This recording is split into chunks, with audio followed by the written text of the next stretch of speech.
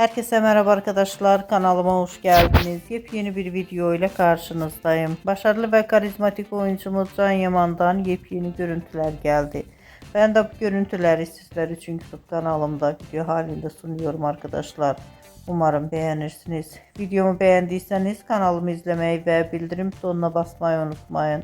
Şimdilik benden bu kadar olsun. Yeni videomuzda görüşmek üzere. Hoşça kalın, sağlıklı kalın. Umarım videomu sona kadar izleyeceksiniz ve beğeneceksiniz. İyi seyirler.